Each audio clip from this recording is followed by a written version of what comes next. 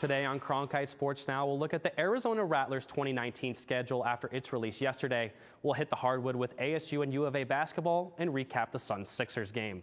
Hello, everybody. Welcome in. I'm your host, Jake Trybulski. Let's get to it.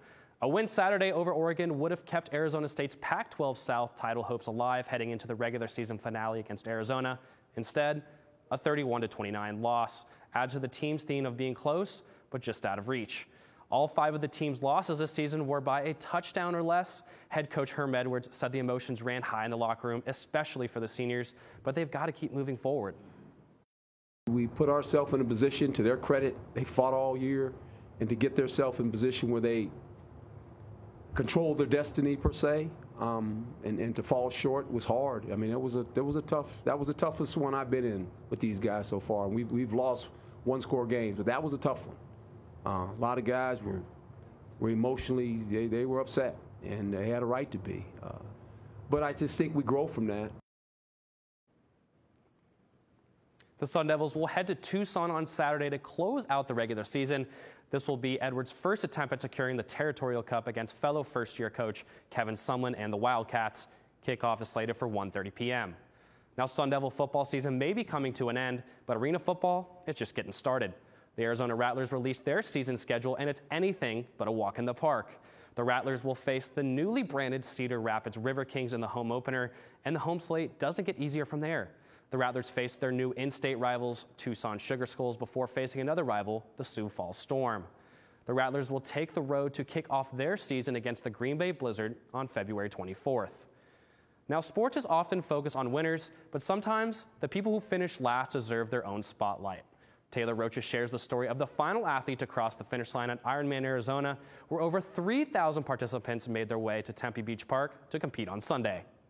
After swimming 2.4 miles, this Ironman climbed out of the water feeling pain in her back, knowing that she still needed to bike 112 miles and run 26.2. On the bike you don't feel it, but on the run I was hunched over. I couldn't stand up straight, and so every single aid station I stopped at, I just dropped to the floor. Sometimes it's not about when you finish, but how you finish. At midnight, 17 hours after the start of Ironman Arizona, there were still 100 people to cross through this finish line. 54 minutes after that, Ironman Arizona saw its final finisher, Joanne Shields, cross the finish line, becoming an Ironman for the 12th time. I had medical ask me several times, do we need to take you off the course? I'm like, no, I can keep going. I'm good. I can make it. There's no quit in me. Her can-do attitude is something that Shields prides herself in, and something that she has taught her children, who are also Ironmen. Whenever you do these things, you can only control 2 things, your attitude and your effort.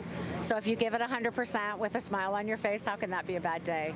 Traditionally, the Ironman winner presents the final finisher with her medal, but as Shields crossed the finish line, her daughter received the honor. After swimming and biking and running for 17 hours, 19 minutes and 43 seconds, there was one thing on Shields' mind. Pizza, lots of it, pepperoni and mushrooms and olives and lots of salt. And after eating that meal, Shields says she already has her eyes on Ironman number 13.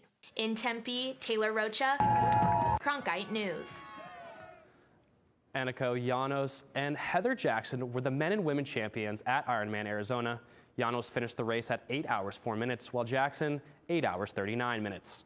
Now, the Phoenix Suns record fell to 3-13 after a 119-114 loss to the Sixers, but it was a different look for the Suns last night as star Devin Booker ran the point.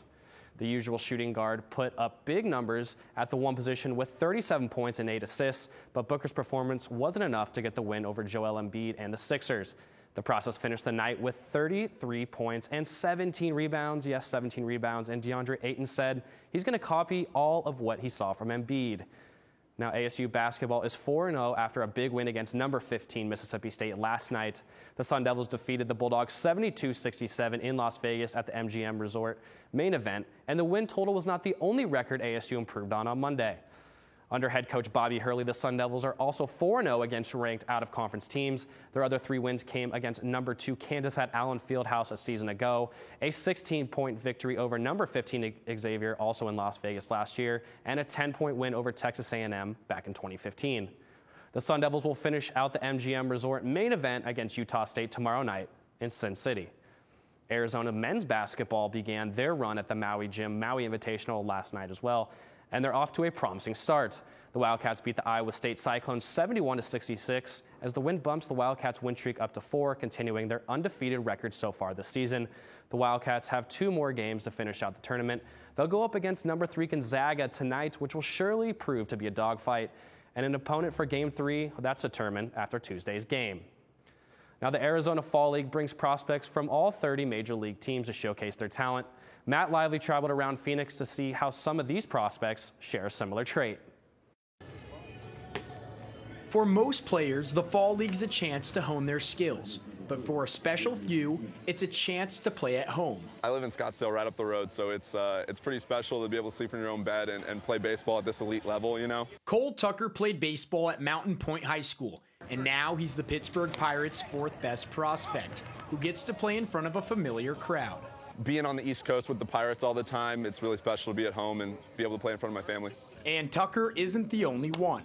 My phone's been getting blown up with, old friends and coaches, old teammates, that I played with in high school out here, wanting to come out and show their support.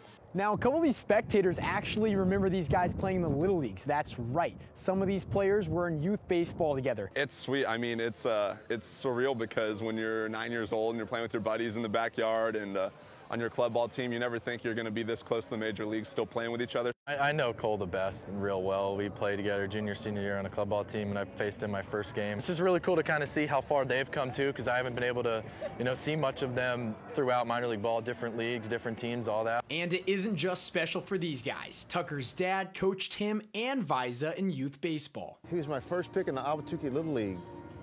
He was 9 years old, so it's really, there's probably 3 or 4 guys that I have ties to that they're in the league this year and a lot more last year. So it's kind of fun to just sit back and watch and say, this is why you volunteer your time to give to these kids and see them still continuing their dreams. Kind of cool. Visa attended his first Fall League game after he was drafted, and it was then that he set a goal. I know right when I got drafted, my scout took me to one of these games, and he expected us to come, in the coming years, and here I am now. So it was nice. I got to send him a text and let him know I was coming.